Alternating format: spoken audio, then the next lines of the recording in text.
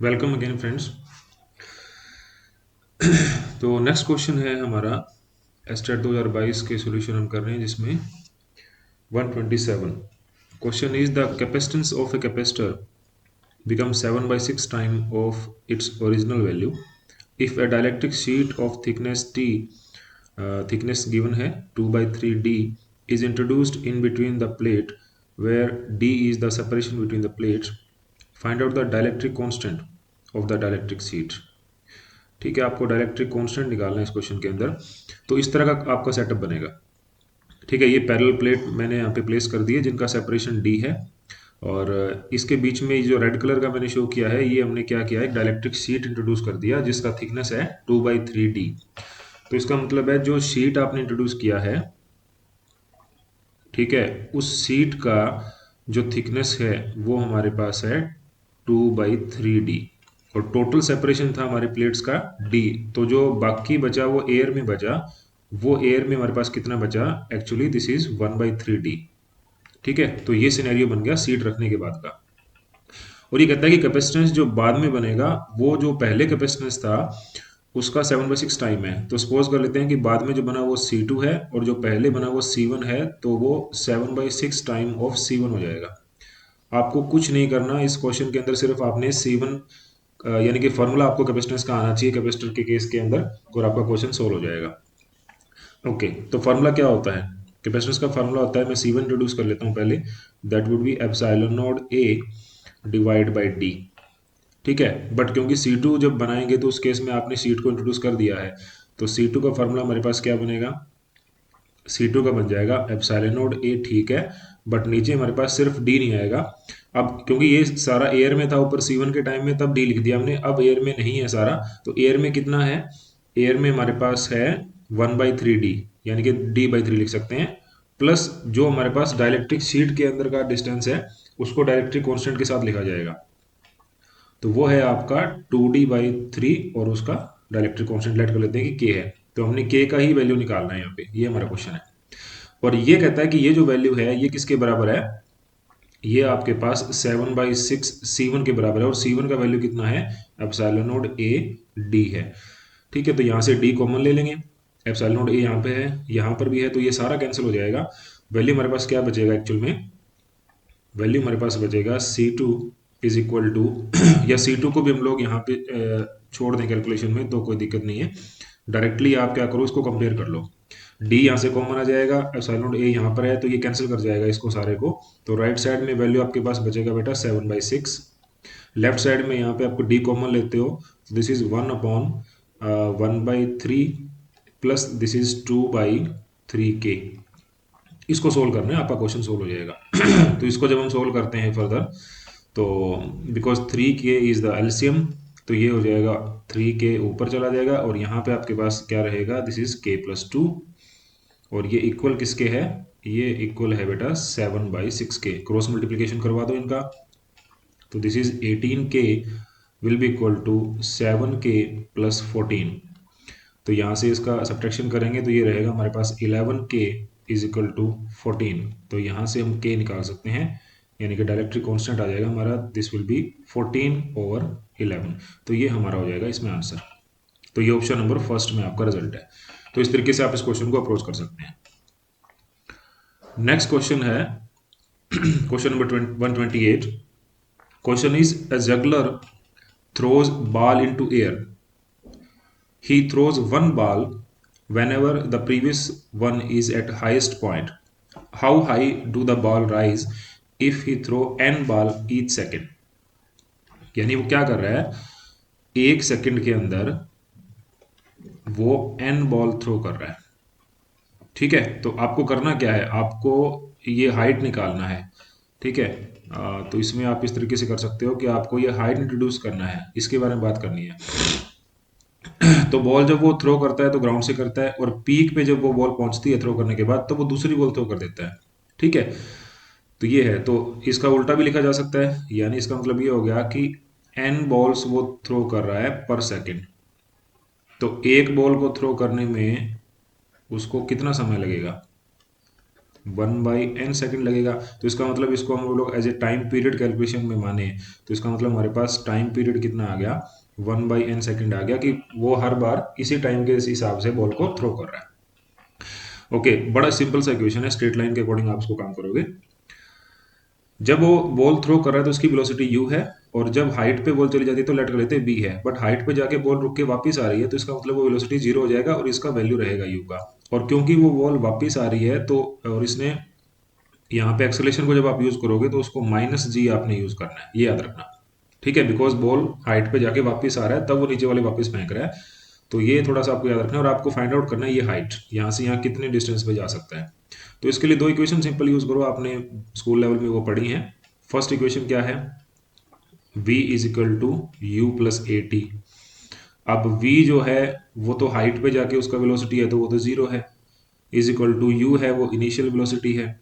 ठीक है, और अब क्योंकि एक्सेलरेशन जो है वो -g आपने यूज करना है बिकॉज ये नीचे आ रहा है, और t हमारे पास टाइम पीरियड है जो कि कितना है 1/n है। तो ये क्वेश्चन हो गया, यहाँ से आप u निकाल लो, u आ जाएगा आपका g/n, यानी आपका इनिशियल वेलोसिटी का वैल्यू आ गया, that will be g/n, initial velocity is g/n। ठीक है, सेकंड इक्वेशन आप डिस्टेंस निकालना है क्योंकि आपने हाइट निकालना है, तो आपने कई बुक्स में उसको s से लिखा होगा, कई बुक्स में d से लिखा होगा। इक्वेशन बड़ा सिंपल है, that is ut plus half at²। तो इसमें इंट्रोड्यूस कर दो, u का वैल्यू कितना है हमारे पास g/n है, t का वैल्यू कितना है 1/n है, okay, plus 1/2 acceleration minus g है, टी स्केयर मतलब टाइम पीरियड का स्केयर, तो ये हो गया 1/n²।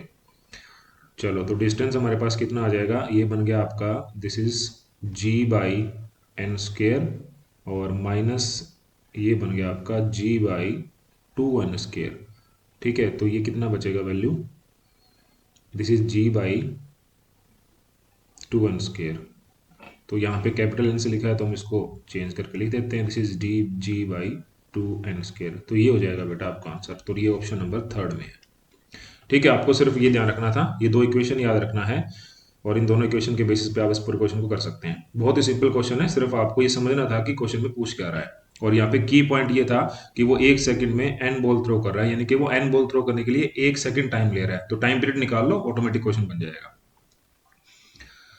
चलिए, नेक्स्ट क्वेश्चन है हमारा, the cross section area of a rod of magnetic material is 0.25 centimeter square. It is placed in a magnetic field of intensity 4000 ampere per meter. The value of magnetic flux passing through this material is 25 into 10 to the power -6 Weber. Then find out the magnetic susceptibility. आपको ये काई निकालना है। ठीक है, तो काई निकालने के लिए पहले म्यू निकालना पड़ेगा, यानी कि आपको दोनों फाइंड आउट करने हैं और ऑटोमेटिक आपका वैल्यू काई का निकल जाएगा। दिया क्या है, गिवन है, उसको पहले लिख लो। गिवन है आपको एरिया ऑफ क्रॉस सेक्शन, वो गिवन है 0.25 सेंटीमीटर स्क्वायर। इसको मीटर में कन्वर्ट कर लेते हैं, this is 0.25 into 10⁻⁻⁴ metre square. तो ये हो गया बेटा एरिया। अच्छा, मैग्नेटिक फील्ड इंटेंसिटी यानी कि आपको दिया है H, मैग्नेटिक फील्ड इंटेंसिटी दिया है, that is 4 into 10⁻³ ampere per metre. और दिया है आपको flux, magnetic flux, this is phi is 25 into 10⁻⁻⁶ weber. ये गिवन डाटा है, फाइंड आउट करना है आपको म्यू, और म्यू फाइंड आउट करके आपको फाइंड कर काई, लेकिन इन सबसे पहले आपको फाइंड आउट करना है बी। ठीक है, तो बी का फार्मूला क्या होता है हमें पता है, बी का फार्मूला होता है आपका कितने नंबर ऑफ फील्ड लाइन यानी कि magnetic field flux they are passing per unit area, इससे निकाल सकते हो। चलो ठीक है, और म्यू का फार्मूला निकालने के लिए आपको ये इंट्रोड्यूस करना पड़ेगा, B will be equal to mu H. तो यहाँ से ठीक है, ये हमें फाइंड आउट करना है। तो म्यू निकालने अगर आप, तो म्यू का जो फार्मूला है वो यहाँ से क्या बन जाएगा, दिस इज B/H, और B का फार्मूला आपको दिया है φ/a, तो इसका मतलब ये हो गया φ/a इंटू एच, ये हो गया म्यू का फार्मूला। अब इसमें आप वैल्यू पुट कर दो। ठीक है, म्यू क्या है यहाँ पे, इस चीज को जान लो, म्यू इज द परमिएबिलिटी। ठीक है, इन द मीडियम। और इकाई क्या है, this is susceptibility, magnetic susceptibility। तो आपको ये निकाल लेना एक बारी। फाई की वैल्यू इंट्रोड्यूस कर देंगे, दिस इज 25 इंटू 10⁻⁻⁶। ये सारा आपने एसआई में कन्वर्ट कर लिया था। Area this is 0.25 into 10⁻⁻4 multiply by this value of intensity is 4 into 10⁻⁻3। तो यहाँ से म्यू का वैल्यू आ जाएगा बेटे, ये 25 10⁻⁻4 ये इसके बराबर है, तो ये सारा कैंसिल हो जाएगा आपस में। और ये 1/4 बनाएगा 0.25 10⁻⁻3, ये +3 है, ये जाके हो जाएगा ऊपर -3। तो दिस इज 0.25 इंटू 10⁻⁻3। थोड़ा अच्छा लिखें इसको, तो 2.5 इंटू 10⁻⁻4 ये आपका आ गया परमिएबिलिटी। अब इसमें इंट्रोड्यूस करते हैं काई को। तो काई का फार्मूला हमारे पास क्या था, फार्मूला एक्चुअली दिस इज 1 + काई इज इक्वल टू म्यू। ठीक है, बट जो म्यू यहाँ पे होता है, that mu is the relative permeability, वो म्यू आर होता है। ठीक है, तो इसको भी आपको चेक करना पड़ेगा, this is mu upon mu naught.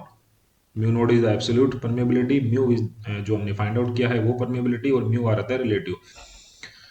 तो अब यहाँ पे क्योंकि आपको काई निकालना है, तो फार्मूला क्या बन जाएगा, chi will be equal to mu by mu naught -1। ठीक है, तो यहाँ पे आप वैल्यूज इंट्रोड्यूस कर दो।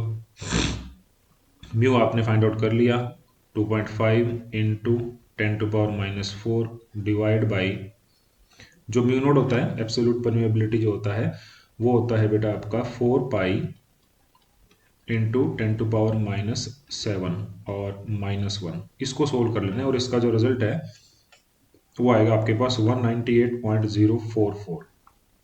तो ये हमें क्लियर पता लग रहा है कि this is approximately equal to 198। ठीक है, तो ये हमारा आंसर ऑप्शन नंबर सेकंड हो जाएगा इसके अंदर। तो इस तरीके से आप इस क्वेश्चन को अप्रोच कर सकते हैं। चलिए नेक्स्ट क्वेश्चन है हमारा, if epsilon node is the permittivity of free space and E is the electric field, then epsilon node E square has a dimension of what. ठीक है, इस क्वेश्चन को करने के दो तरीके हैं, या तो आपको यूनिट वाइज इस क्वेश्चन को सोल्व किया जा सकता है कि परमिटिविटी का यूनिट क्या होगा, इलेक्ट्रिक फील्ड का यूनिट क्या होगा, फिर उनको कंबाइन करो और जो जिसका यूनिट बने उसको आंसर कर दो। कई बार ये क्वेश्चन डायमेंशनल फार्मूला लिखने में भी आता है, तो हम इसको करते हैं डायमेंशनल फार्मूला के अकॉर्डिंग। ठीक है, तो डायमेंशनल फार्मूला परमिटिविटी का जो हमारे पास है एप्सिलॉन नोड का, ये आपको याद ही करना पड़ेगा। ये फार्मूला क्या होता है, ये फार्मूला होता है बेटा m-1 L-3 T4 और I स्केयर, इसको हम लोग ब्रैकेट के अंदर लिखते हैं हमेशा। और जो ये इलेक्ट्रिक फील्ड है, इसका जो फार्मूला है वो हमारे पास होता है, the formula is m1 L1 T-3 and I-1। ठीक है, ये इसका फार्मूला हो गया। अब आपको फार्मूला बनाना क्या है आपको फार्मूला बनाना है एप्सिलॉन नोड ई स्क्वायर, आपको इसको लिखना है। तो इसको आप लिख सकते हो सिंपली, रिपीट कर देंगे इसको, m-1 L-3 T4 I square, और अब इसका ई का स्केयर करना है, इलेक्ट्रिक फील्ड का स्केयर करेंगे तो ये हो जाएगा m square L square T-6 और I-2। अब आप इनको कंपेयर कर लेंगे, तो m-1 है, here -2 है, तो ये बचेगा हमारे पास m1, L-3 है, L2 है, तो ये बचेगा L-1, T4 प्लस का है, इधर -6 का है, तो बचेगा ये T-2, और I कैंसिल हो जाएगा सीधा। तो फार्मूला क्या बना, m1 L-1 T-2। और ये बेटा आपने बहुत पढ़ा हुआ है, ये फार्मूला होता है बेटा आपका प्रेशर का। ठीक है, तो ऑटोमेटिक ऑप्शन नंबर सेकंड हमारा इसका आंसर हो जाएगा। ठीक है, तो इस तरीके से आप इसको याद कर सकते हो। ओके, आज का हमारा नेक्स्ट क्वेश्चन है, last one is the 132, current as a function of time is given I is equal to t square. यानी कि आपको करंट जो दिया है टाइम के फॉर्मेट में दिया है, करंट इज टी स्केयर, और इसका जो रेंज है वो आपको प्रोवाइड किया है, that is from 0 to t. Okay, find out the RMS value of the current. कितना आसान क्वेश्चन है, आपको सिर्फ फार्मूला याद रखना है। Formula is 1/t integration from the limit जो दे रखा है आपको 0 से t, और इसमें आप लिखते हो i² dt, और इसको सोल्व करके इसका कर देते हो रूट। तो ये जो रिजल्ट आता है, ये रिजल्ट आता है बेटा आरएमएस का। ठीक है, तो इसको सोल्व कर लेते हैं। 1/t integration from 0 to t, I square करेंगे तो ऑटोमेटिक टी स्क्वेयर पहले ही है तो ये बन जाएगा t4 × dt, और इस पूरे का रूट। ओके, तो ये मिलेगा आपको I R M S will be equal to 1/t, जब इसको इंटीग्रेट करेंगे तो ये बन जाएगा t5/5, और लिमिट है बेटा इसका फ्रॉम 0 to t, और इस पूरे का 1/2। ओके, तो ये बन जाएगा आपके पास 1/t इंटू t5/5, और इस कंप्लीट का 1/2। चलो ये लास्ट आंसर आ गया हमारा। लास्ट आंसर कितना आ रहा है ये कैंसिल होगा, दिस इज t4/5, और इस पूरे का 1/2। तो इट मीन्स ये बन जाएगा आपके पास t²/√5। तो देख लेते हैं ऑप्शन में t²/√5। यस, ऑप्शन नंबर 2 में आपको t²/√5 मिल गया, तो ये आपका आंसर हो जाएगा। ठीक है, इस तरीके से आप इन क्वेश्चंस को सोल्व कर सकते हैं। ठीक है बेटा, तो मिलते हैं नेक्स्ट वीडियो में जल्दी ही, और उसमें आपको और ज़्यादा क्वेश्चंस का सॉल्यूशन आपको प्रोवाइड करेंगे। Thank you so much. Video share करते रहिए अपने दोस्तों के साथ।